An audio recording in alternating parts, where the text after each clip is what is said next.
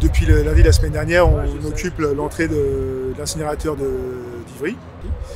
Et donc l'effort de grève, c'est de tenir le piquet, et de tenir bon et de dire non à Macron. Parce que la destruction qu'il veut faire de notre société, c'est inadmissible et scandaleux. En plus, on est un syndicat des boueurs et des goutiers, c'est une population qui prend cher tous les jours en travaillant.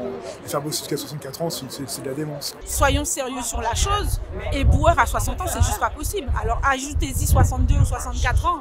On est déterminé à ce qu'il y ait une avancée sur la chose. Ça, c'est un fait qui est clair, net et précis. Je vais parler au nom de tous. C'est vrai qu'on perd de l'argent. Là, on est bien d'accord que tout le monde perd de l'argent.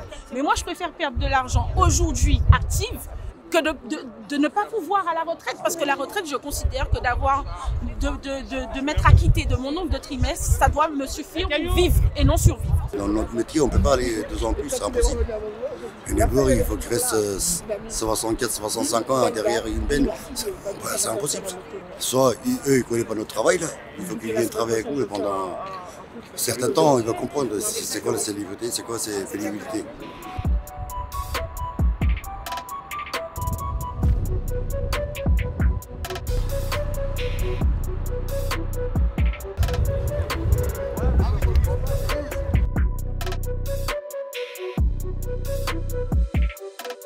Et vous répondez aux gens qui disent que ça dégrade l'image de Paris, l'image que ça renvoie aux touristes? L'amoncellement d'ordures dégrade l'image de Paris.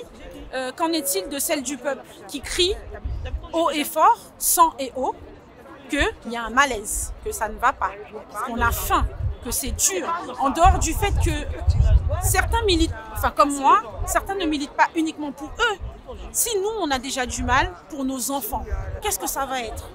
Alors l'image que ça renvoie aux touristes, c'est l'image déjà d'un pays qui souffre, hein, qui a un malaise quelque part. On ne fait pas ça pour le plaisir. Nous, en tant que éboueurs, je veux dire, nous, le boulot, il est fait correctement, voilà, tout simplement. Et que là, oui, on est dans une période... Les Parisiens découvrent qu'il y a des rats à Paris. Mais nous, les rats, on commence à 6 h du matin. Les rats, c'est notre quotidien. Donc, croyez-moi qu'on ne lâchera pas.